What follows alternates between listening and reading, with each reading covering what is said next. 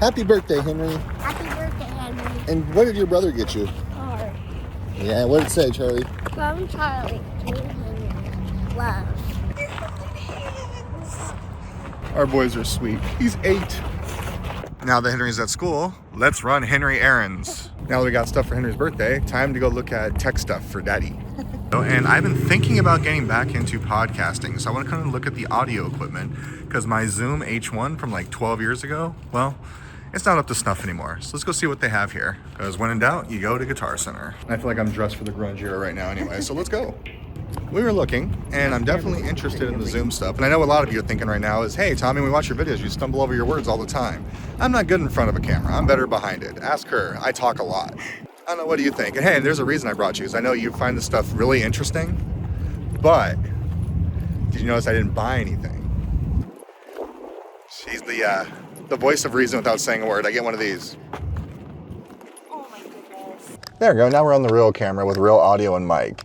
So I've wanted to do podcasting again for a while, and it's something I really enjoy doing. And with TNT Podcast, a little history lesson for the creative process we've done in the past, is we actually had a pretty decent following. In fact, when I was editing video last night, I was listening to some old episodes, including when I interviewed Robert Kirkman, Ken Christensen, John Lehman. Like, I've actually had some pretty cool guests on the show, and this is all pre 2017, 2016. In fact, Robert Kirkman was on our show before Walking Dead, the TV show, ever came out. Well, they were just announcing it when I interviewed him, so that was kind of cool. But if I want to do it, do I go through and do something like the H1, the H4, or do I just use the native audio on my phone? Because I have a Rode recorder on there, and I can hook up my external Rode mics.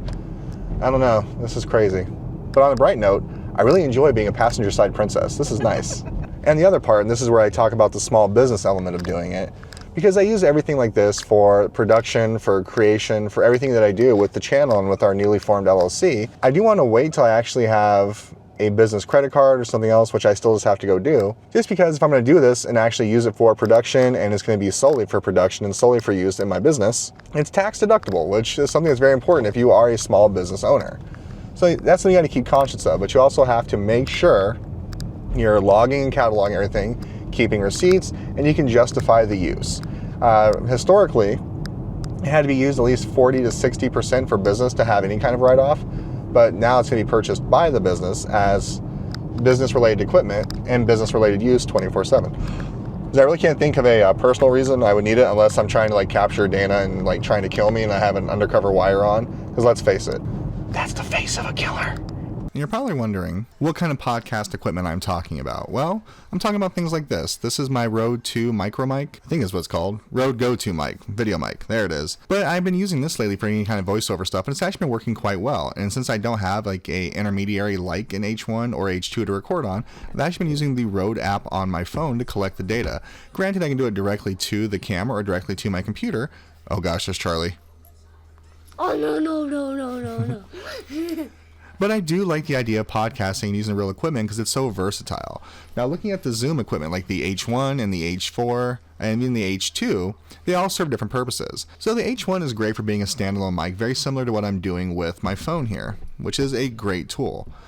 But I like it because the sound quality is a little bit better. It does require these external mics to get kind of the same sound quality. But I also like having the external mic option. And with the standalone one, it does have a micro jack input for the microphone, but not an XLR.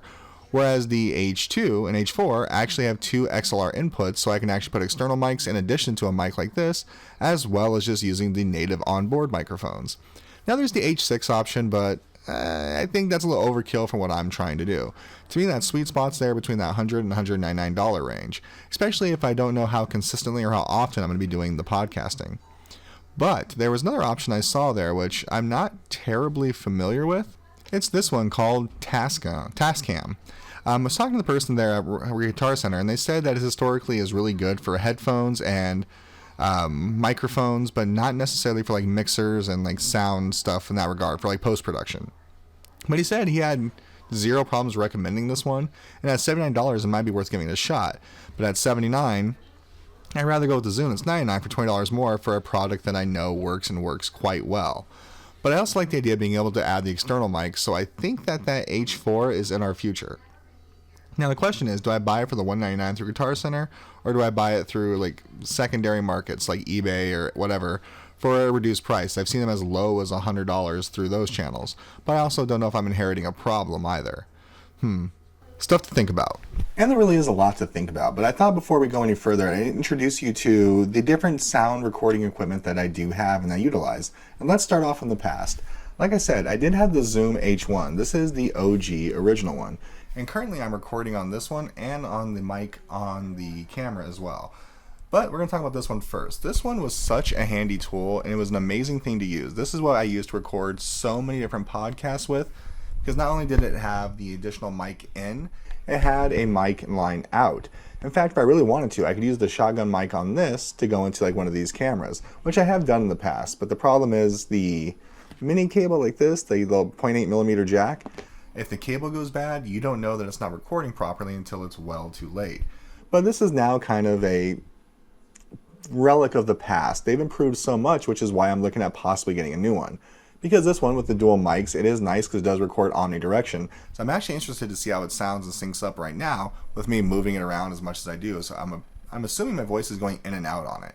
But we'll find out for sure. I'm going to play with it in post. Heck, you might even hear the audio from this in lieu of this one. But we'll see, and I'll definitely mark it down here if that's the case. If it's not marked, you know I just went with the regular audio at that point. And that brings me to my second spot. And that's the Old Faithful. This is the Rode Video Mic 2. I love it because it's so small and tiny. It does have the 0.8mm jack output as well, in addition to a USB-C. This is what I was just recording with in the previous part of this video you were watching.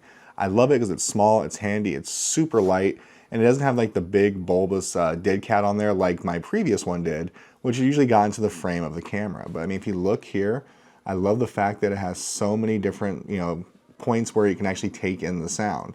But I have learned best, it's to be pointing directly at it, picks up the best overall volume. And I actually put together a little makeshift mic stand, and I'm planning on recording with this initially using my phone. And that's kind of a cool feature. But the next thing I got that made life easier, especially when I was recording with different people, was also by Rode. And that is the Rode Wireless Go Mics 2. It came with 2 different transmitters and 1 receiver. And you can hook it up again through either USB or through a mini jack input. And I also got the TTRS one, which I can use to plug into a phone and use it there.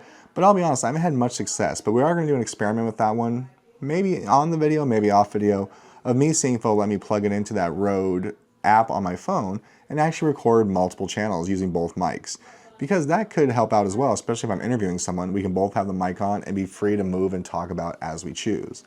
And last but not least, and you can't really see it that well, it's the DJI mics that my camera came with. Because I did buy the Creator combo here on the DJI Osmo Pocket 3, and it came with a mic, and then I bought an additional one just in case. Although I have to say, I do find myself only using one mic at a time. And this is where like the conundrum comes in. Do I really want to invest all this into something I kind of want to do?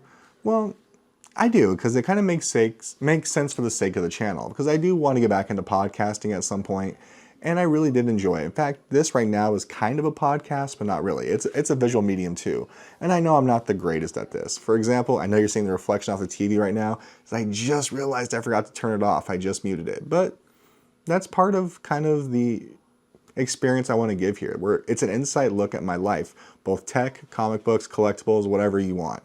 So it doesn't really dissuade me. But the podcast portion, I think makes a little bit better because there's no visual component per se. And I do have the gift of gab when I choose to use it. I mean, heck, you can go back and listen to some of our old podcasts. Actually, you can't, but more on that later. But I digress. These mics have all been great tools that I've used. In fact, even my GoPros, which I didn't show here, they come with those media mods, which in a pinch work pretty decent, but not extremely well with their little external mic that becomes part of the unit itself. But all in all, I think I've decided I am going to go with either the new H1N or the H4. But I just don't know when, because I want to try out some things first with what I currently have. Because a big part of what I'm doing here is proving you can do this without spending an arm and a leg and investing a whole lot of capital into the upstart portion. I know it's hypocritical because I just talked about I'm recording on a Pocket Osmo 3, a DJI Pocket 3. I have the G7X Mark II and Mark III. I have 2 different GoPros. I've spent a lot on the microphones, but it's all been over time. It wasn't a lump sum, and I've only bought them when I knew I was going to utilize them and I had a purpose to justify the cost. But now that I'm trying to pursue this as an actual LLC and business, and I mean like from the production of my Silly Monkey comics, which I just ordered some new graphic novels that I wrote and then my friend Caleb did the artwork for. And those will be available on our website, which I'll list down below. Maybe even a link up here, but we'll see. I digress again. This is now about sound and audio. So I want to test to see if I'm getting the sufficient sound that I want to get with this stuff first before I invest the money over there, because that's either going to be $200 or $100, plus tax, of course. Do I want to invest that much if I'm not going to use it consistently? No. But it's hard for me to say no to new toys. Still more to think about. But as for right now, we're going to utilize the equipment we have. And I'm going to start doing some tests and maybe do some videos later on which one I think fits the needs that we're looking for as far as podcasting goes. But guys, thanks for watching. And if you have any questions or comments, please leave them down below. I'd love to hear them. I'll answer them as quickly as I can. But expect some videos coming out soon of each one of these microphones doing some experiments and testing to see if they work for the needs that we're hoping that they work for. And if you've watched this whole video and got to this point, if you're wondering, Henry's birthday was a lot of fun. He enjoyed all of his toys he got and all of his gifts. Not so much the clothes, but hey, he's 8, whatever. And next up is Charlie's birthday. We haven't even started for that one yet. This is going to be an interesting month. Oh, February. Guys, thanks for watching. Let's take another ride again soon. Bye-bye, everybody.